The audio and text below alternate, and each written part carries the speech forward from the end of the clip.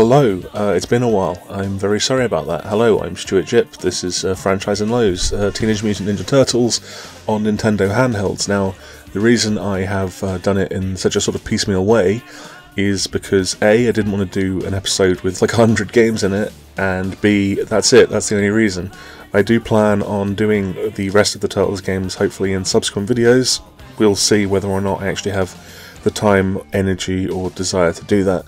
In fact, I want to address very quickly, I am sorry that I don't do more videos. I want to do more videos, but I'm very busy and they take a lot out of me despite being quite sort of dry and you'd think sort of easy-ish to produce. I don't think that they are, but you know, I'm not going to sit around and justify why I haven't made this before, because I've made it now. So here it is, and we're going to take a look at 12 games across 4 different formats.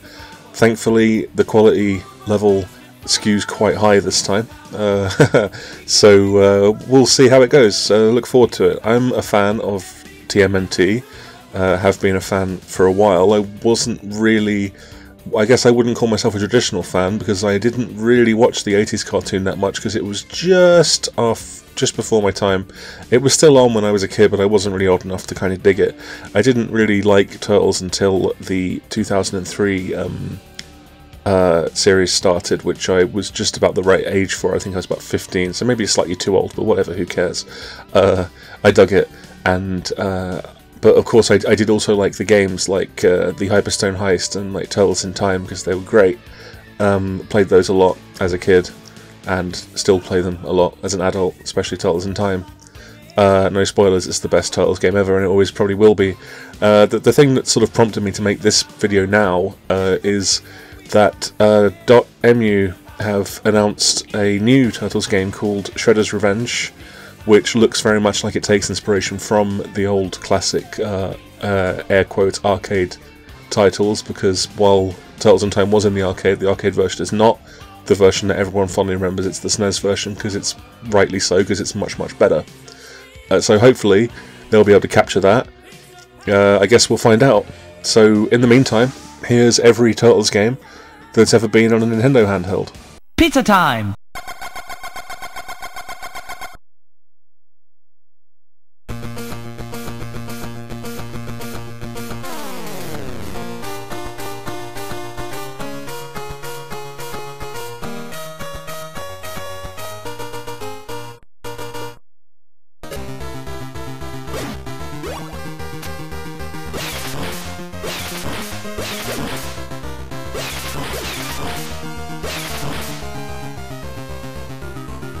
Okay, first up we've got Teenage Mutant Ninja Turtles Fall of the Foot Clan, released on the original Game Boy in 1990, and it's a simplistic left to right kind of sort of kung fu-ish arcadey type game where you take control of the turtle of your choice, though they don't really seem to make any difference. Even they have the different weapons, but their attack range and style seems to be identical.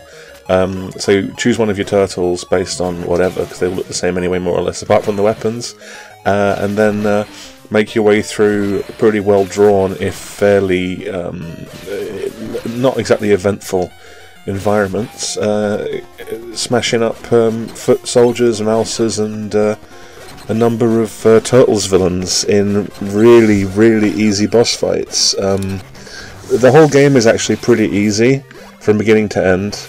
It doesn't really get challenging, but that's not really a terrible thing because, you know, when you're playing an old Game Boy game that doesn't have passwords or sort of any kind of save system, I mean, you want to be able to finish it, don't you? You don't want to be sitting there for like 2 hours on a Game Boy. So, I kind of dig this game. I don't think it's super great or anything, but I think for an early Game Boy tie-in, it's pretty fun. Nothing that's going to tax your brain too far, nothing that's going to blur too much on the little Game Boy screen. It all looks nice. It's got a sense of kind of adrenaline when you're on, say, the 3rd stage, when it takes place at kind of high speed. I mean, nothing in this game really takes place at high speed, as you can see from the footage, but it manages to create that illusion quite nicely. you're always engaged. There are never sort of empty space. I mean, it's pretty minimalist, but you're never not being attacked, basically. There's always something to do. It's a bit like Gunstar Heroes in that respect. There's always something exploding. But in this game, it's a foot soldier rather than, you know, everything.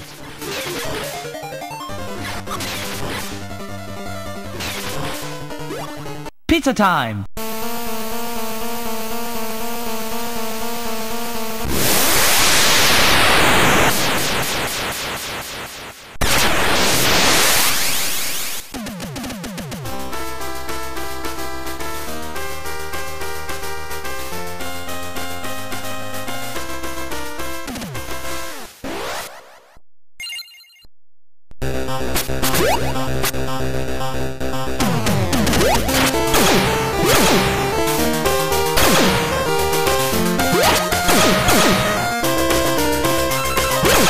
Next up, Teenage Mutant Ninja Turtles 2, Back from the Sewers, also released for the original Game Boy, and this was in the next year in 1991, and it's very similar to Fall of the Foot Clan.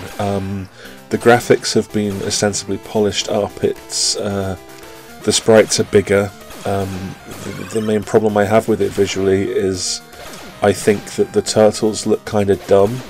The fact that they're sort of in profile is kind of, I don't know, it just looks kind of weird. It looks kind of casual, like they're supposed to be battling against, you know, the evil Foot Clan, but they just seem like they're going for a kind of Sunday afternoon stroll in the park. You know, same thing, they've got all their weapons, but they all seem kind of similar. The levels are a little bit more interesting and sort of vertical here. And also the challenge has been increased quite a lot. If you thought the previous game was a little bit relentless in how many enemies are attacking you at once, by the time you get to stage 3 this one's fierce. It's really hard for what it is.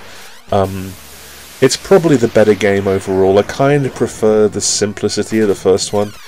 This game's boss battles are, by comparison, really difficult, and they're actually kind of cool because they do require you to pay attention to what you're doing and learn the patterns, but the patterns just, honestly, it's a brutal game in places. Impressive sort of effort. I wish the turtles didn't look so goofy, but yeah, it's not bad, but I don't know, I just favour the more basic kind of Game Boy game, as I've said.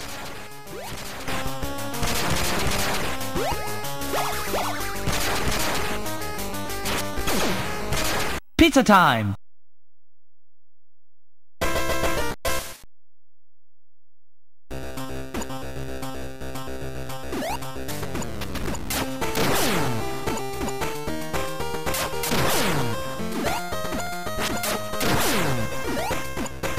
Teenage Mutant Ninja Turtles 3 Radical Rescue, released also for Game Boy in 1993, so 2 years later this time, pretty right on the tail end of the Turtles' initial sort of spate of popularity, and it's a Metroidvania, which is going to make a few people's eyebrows raise if they're not aware of it already. You initially only have Michelangelo, and he has the quite creative and fun ability to use his nunchucks sort of like helicopter blades and slower descent. It's easily the smoothest and arguably the best looking of all of the Game Boy Turtles games. I kind of dig it. I have a few problems with it. For a Metroidvania, it presents you with the whole map initially, which is a little bit confusing, but you know, that's how it was. You didn't. I mean, auto maps weren't quite so common, I guess, back then. And basically, you have to go around as Michelangelo, rescue the other turtles who all have their own sort of abilities. Raphael can shrink sort of down into his shell in order to get under sort of low ceilings. Donatello can climb walls for some reason. I don't know why that makes sense. I would have thought it made more sense for Raphael to do that with his size, but I guess not. And Leonardo can sort of drill through certain blocks. So as you rescue them, you'll get the ability to, well, rescue the others by getting to other areas in the map. And it's fun, but it's really, really hard. It's really difficult, especially initially when you've only got Mikey. You take quite a lot of damage from even sort of the most basic enemies, and if you die, you die.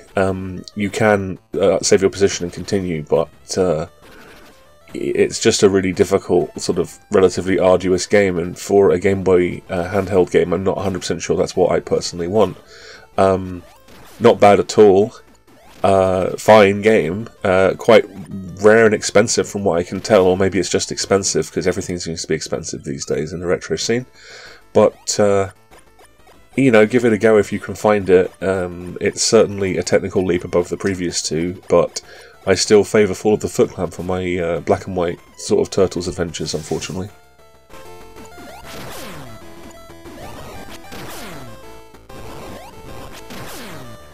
Pizza time!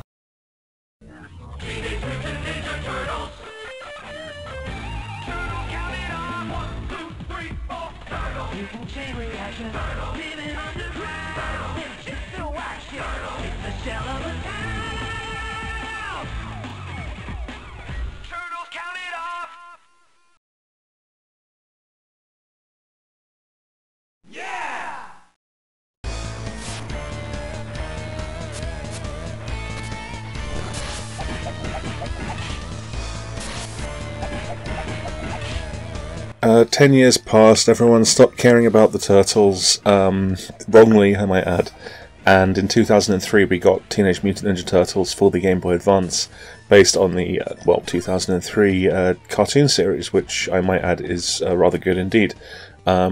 It's a slightly darker take, and I know saying that immediately makes people roll their eyes, but it didn't really have the kind of comedy, sort of late 80s, 90s stuff from the original series. That's not that makes that bad, it's just different. It's a little bit closer to the original comics, but still not really that close to them, to be honest. But it was good stuff, and so is this game. It's a really rather good game indeed.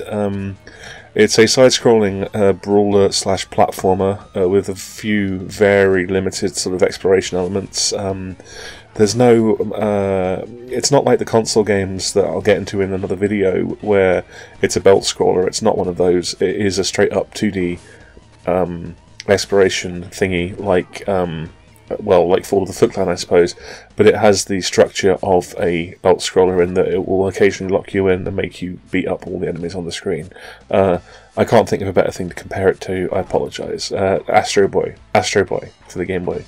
But no, it's really rather good. You pick a turtle. They have 4 acts apiece, and then there's like a final act after they're all done. Sounds familiar, doesn't it? And you go around these not too long, not too short platforming levels, beating the absolute piss out of everyone. The exploration elements, which I mentioned, basically are that there are blue crystals hidden in the levels. Not that many. I don't recall that the game tells you exactly which levels they're in. It just tells you how many there are in that character's kind of world, which is a little bit difficult. A problem with them is that quite a few of them are hidden in levels where there are branching paths, and the branching paths don't really amount to that much. It's basically just that you won't be able to get them all on your first pass, because you can't. You have to pick a path, or 2 paths even, in one case that springs to mind. There are also kind of mini-game-ish levels, like there's a level where you're riding on a bike, which is when you're chasing after Casey Jones, which is quite fun. The whole thing's got a narrative sort of through it, which is taken from the TV series. The music's really good. It looks great, as you can see. It's got really nice, chunky, kind of cartoonish look to it. It's slick. It's challenging without being unfair or frustrating, I would argue. Maybe a little bit limited in your moveset. You basically just hit, and you can do charge attacks, which are more powerful, but if you overdo them, it leaves you open and it makes you like woozy and drowsy, or whatever you want to call it.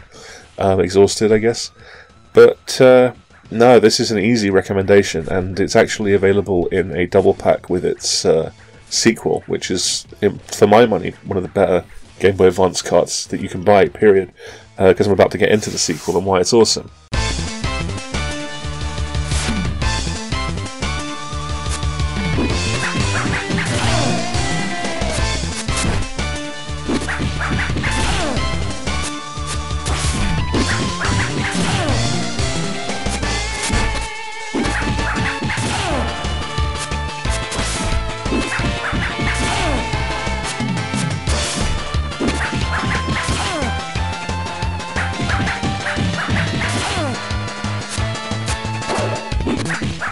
Pizza time! Get ready for terrific action! Yeah!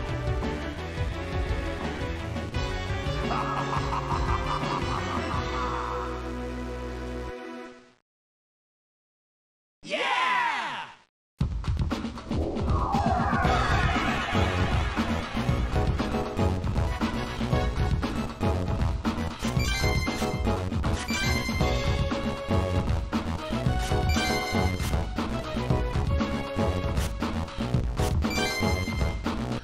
Teenage Mutant Ninja Turtles 2 Battle Nexus for the Game Boy Advance, released the next year in 2004, is based on I believe, the second season of the cartoon series.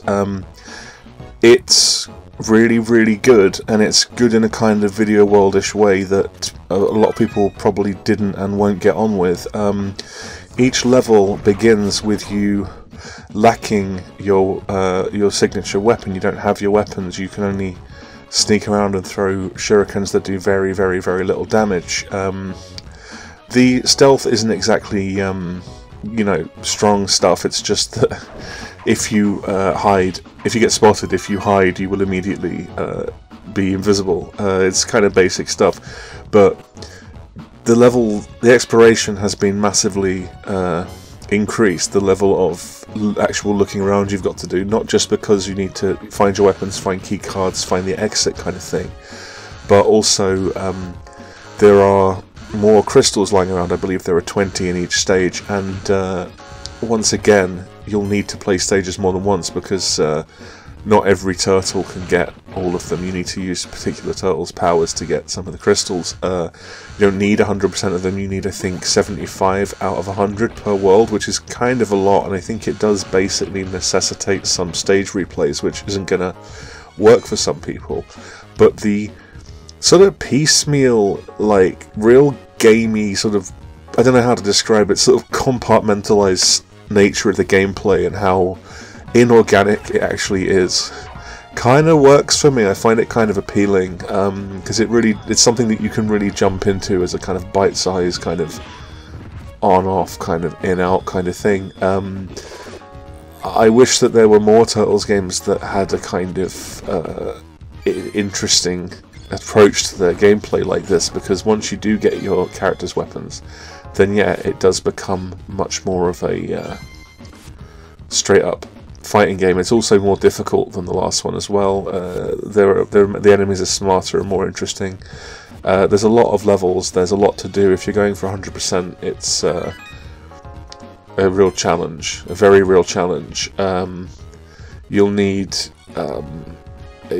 to, if you play on hard mode, I think you need to get all the crystals anyway, so it's kind of a moot point. I mean, I guess I'd kind of recommend giving hard mode a go, I suppose, because it's the best way to wring the most possible joy out of the game. It's got the sort of the return of the mini-game-ish levels as well. There are also some race against time levels, which I know people don't really like, but they're not really that bad, they're quite short.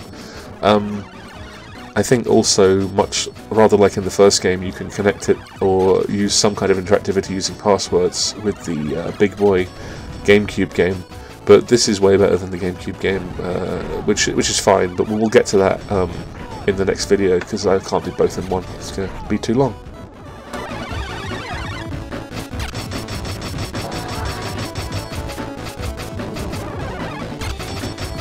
Pizza time!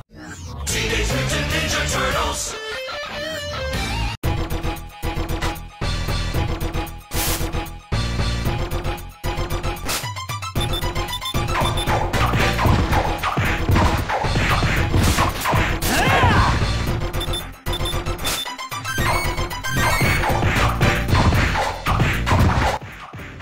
The following year, in 2005, Teenage Mutant Ninja Turtles 3 Mutant Nightmare came out for the DS this time, though it is very much a follow-up to the Game Boy Advance games.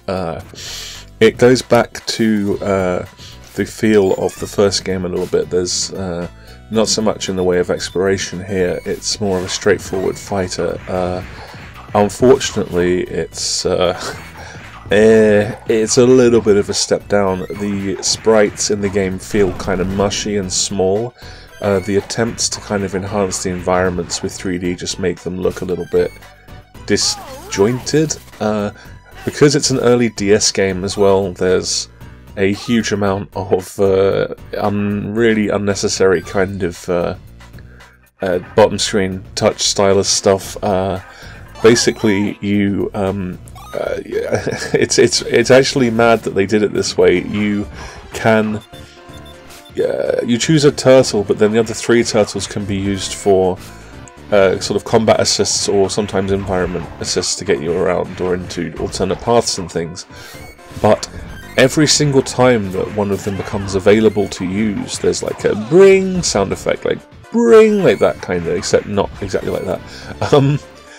And that really, because there's so much combat in the game, that effectively sort of doesn't stop happening. So every time you get into a fight, you're going to constantly hear that sound, which is a really unusual sort of decision.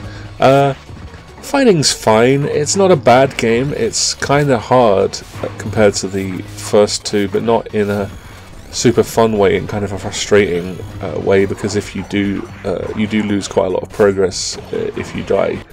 Especially because you've got to do these sort of touchscreen mini games as well that really aren't fun or sensible. Like there's one where you turn a crank, which is just kind of like, I'm turning a crank, like who cares? But it's not a terrible game. It's pretty fun for a straight up 2D action game for DS. It's just you got to use your touchscreen a lot in ways that don't engage you at all. So a little bit of disappointing end to that kind of series, but not a horrible game.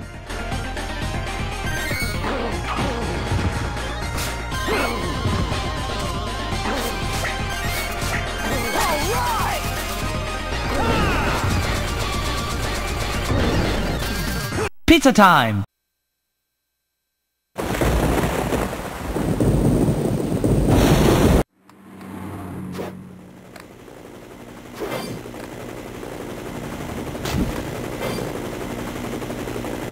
Tmnt, released on the DS in 2007, is based on the kind of underseen CGI movie of the same year, which really isn't a horrible film. It's got some really good TMNT moments, but this game's interesting. It seems to be an attempt to translate kind of almost an Assassin's Creed style sort of flow to a system that's not really suited for it in the DS. So there were actually some Assassin's Creed DS games, God knows if they were any good, but it's very bite-sized kind of stages in which you'll almost feel like you're playing a rhythm game at times. The jumping is all very much sort of automated in that you tap like the X button to jump forward, the A button to jump right, and the Y button to jump left, while the B button is reserved for charging jumps or attacks.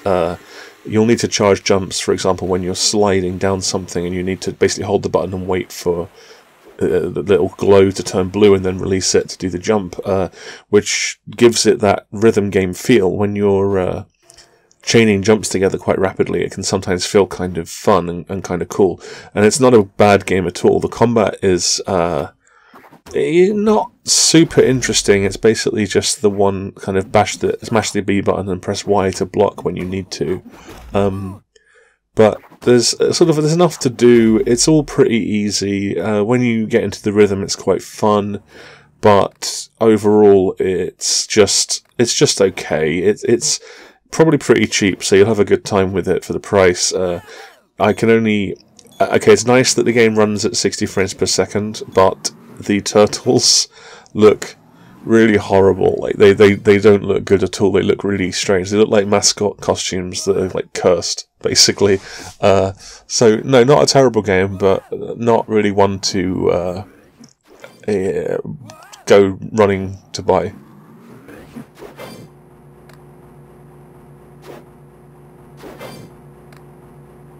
Pizza time!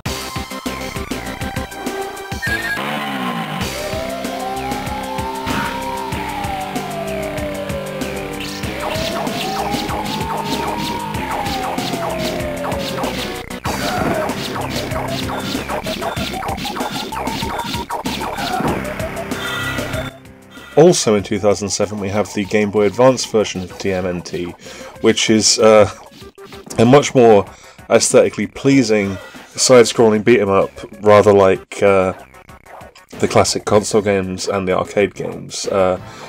It's not quite up to that standard, and if you are familiar with the Scott Pilgrim game, you will probably be not that surprised to learn that this shares at least a fair amount of talent. I say talent. No, that's too backhanded. It's not a bad game. I'm not a big fan of the Scott Pilgrim game because everything just takes too long to kill, and I don't think that buying new moves is particularly welcome in a game like this. I mean, you know, obviously others will disagree. It's just a matter of opinion, but I can't believe I just said that. I've just become everything I hate on YouTube. Oh, it's okay if you disagree with me. Of course it's okay if you disagree with me, for fuck's sake. Okay, anyway, yeah, the actual point. This game's alright. I like it more than the Scott Pilgrim game. It feels better balanced than that. It reminded me a little bit of the really brilliant Revenge of the Sith game on the Game Boy Advance and DS.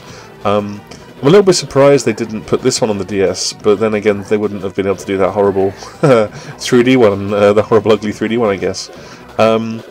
No, this is good fun. It was quite acclaimed towards the end of the GBA's life. I think maybe a little bit undeservedly, because it's not exactly remarkable. It's fine for what it is. I feel like, along with the Legend of Spyro the Eternal Night game on GBA, it got a lot of acclaim because it was a proper 2D game rather than for actually being a particularly remarkable one. This is a nice throwback, but that's kind of all it is. It's fine. It's okay. It doesn't have the appeal of the arcade games. It doesn't feel particularly good to play by comparison, but it's probably... I mean, you can probably tell just by looking at it whether or not you want to play this or not. So there's not much more point me saying anything, really. But, you know, I guess give it a look.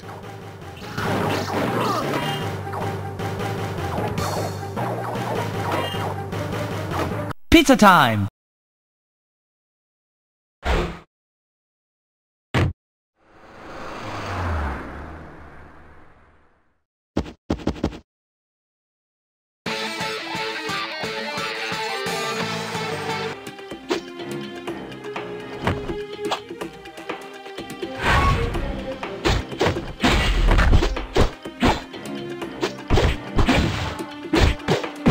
2009's Teenage Mutant Ninja Turtles arcade attack for the Nintendo DS is pretty much terrible. It's Ubisoft sort of hot on the heels, or I can't remember if it was at the same sort of time, but basically Ubisoft did a really awful remake of Turtles in Time called Turtles in Time Reshelled, which basically was just a total piece of shit, really. And this is too, unfortunately.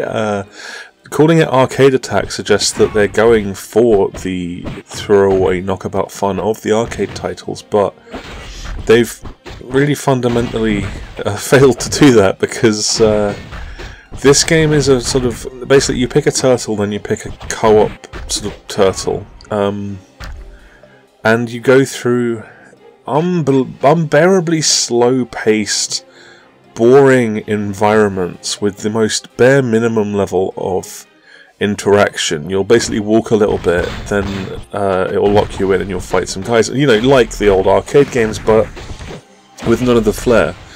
And when there's more than one enemy on the screen, the game starts chugging, which is embarrassing considering how bad it looks. There's almost no moves. You can do these kind of co-op moves, but they're really lame, and you can only do them when you have a sort of bar fill up, which is a bit silly. Just orienting yourself on the screen in order to actually hit anything is kind of challenging. It's surprisingly difficult to turn around if there's an enemy behind you. You can't just smoothly switch to attacking in the other direction. You have to orient yourself properly, and it's just a big piece of crap. It's just not fun at all, and that's a huge shame, because this is really the format that I think Turtles games sort of work best in. That's why people remember things like Turtles in Time so fondly. And this is just a sort of embarrassing attempt to piggyback those kind of fun memories with a really slapdash effort. I mean, if I can credit it anything, it's interesting how it kind of takes inspiration from the original Mirage comic books, as if that gives it any kind of gravitas. It has like black and white tweened comic book style cutscenes, but it's just a poor effort, and I don't recommend it on any level.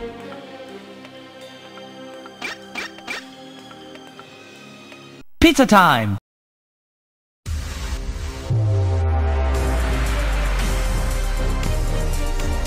Total Turtle Takedown!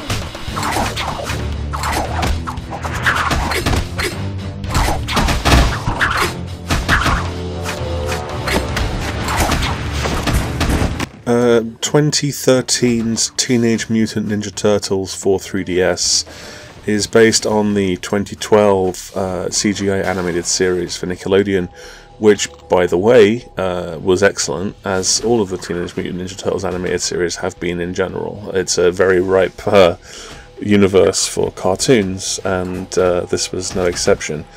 Unfortunately, this game is kind of not great. It's not as bad as Arcade Attack, but it feels honestly about as vacuous. The thing about Arcade Attack is, even if it worked, it would still be crappy. This game does work, and it's...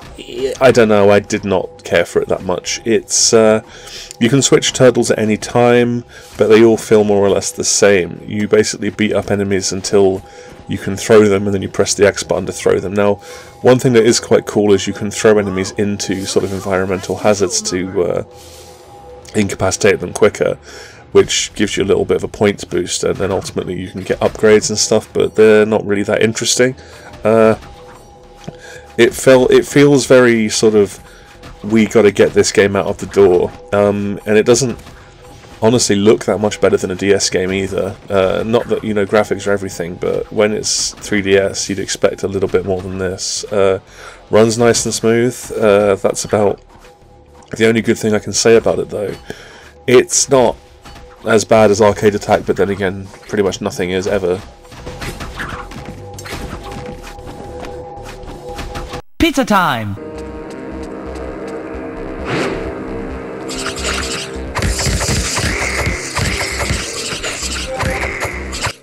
Released in 2014, also named Teenage Mutant Ninja Turtles and also on the 3DS. This one is based on the Michael Bay produced movie, which, I'm just going to put this out there, I thought it was fine. I didn't mind it.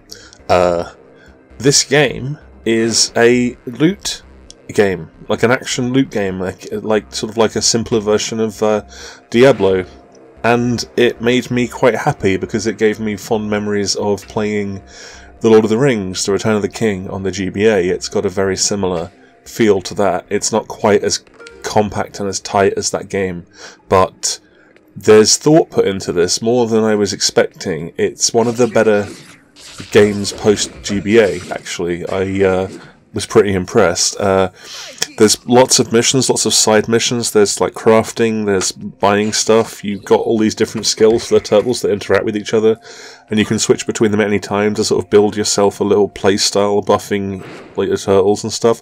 You know, there's nothing really complex about it, but it's a pretty fun sort of a time sink game, and honestly, I'd recommend giving it a look if you feel like it. That sort of depends on your distaste, I suppose, for the visual style of the Michael Bay produced movie, which, well, like I said, I don't mind it, but I don't begrudge anyone who does, because you can totally see why it wouldn't work for people. But no, this was a valiant little effort, and it's kind of a shame that, as far as I understand, it's not on the eShop, so it's not like super easy to get. But I'd recommend seeking it out. It's a pretty fun little action RPG.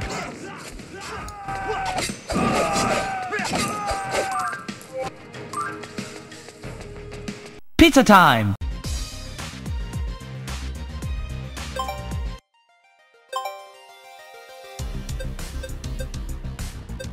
Hold on, I got this. It's kind of my thing. Okay, so... aha! That's perfect! Enjoy the game, pizza muncher!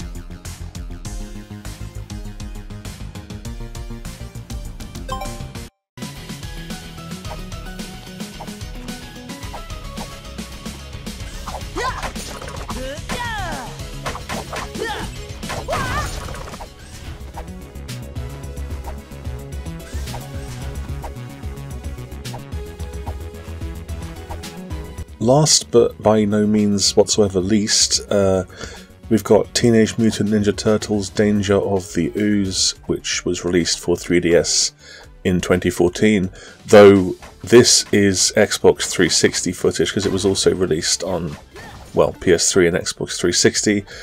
Trust me when I tell you, the 3DS version outside of resolution is exactly the same from what I could tell. It's a remarkable achievement, to be honest, although it's not the most like super high-tech game obviously, but it's still pretty cool.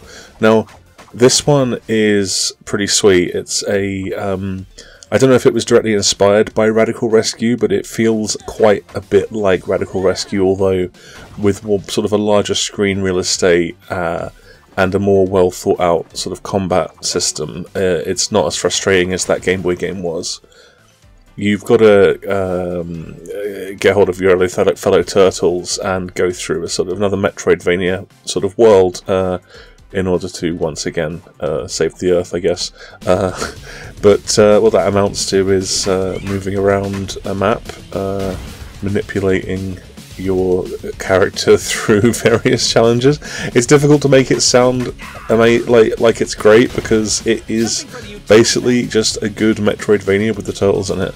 The combat system is quite interesting because it's sort of reliant on deflecting and parrying, which makes it just that tiny bit better than it really needs to be, because you could have got away with just a very simplistic hack and slash thing.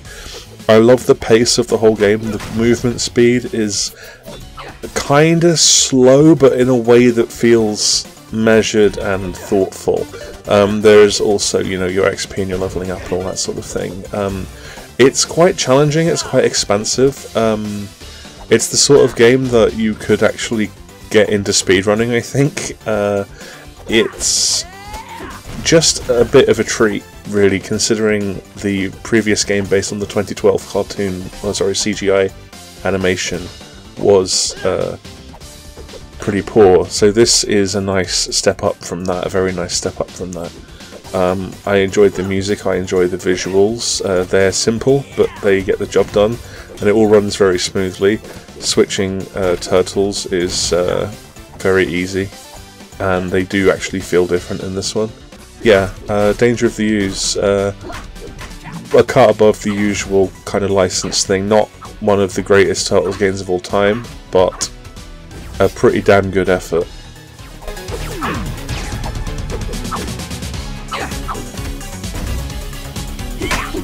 Pizza time! As you well know, Turtles on Nintendo Handhelds is only like half the story, if that. There are so many more console games starring these characters, and I'd like to cover them in the next video, or at least I guess I'll break it up into Nintendo ones and then basically everything else in a kind of addendum video if I can. That's my current plan. So Turtles on Nintendo consoles will most likely be the next episode of Franchise and Lows, followed by Turtles on everything else. So look forward to that, please. Thanks. Take the holes with pepperoni, fa la la la la la la la. Mustard, eggplant, and bologna, fa la la la la la la la la. Santa Claus will bring his reindeer, fa la la la la la la.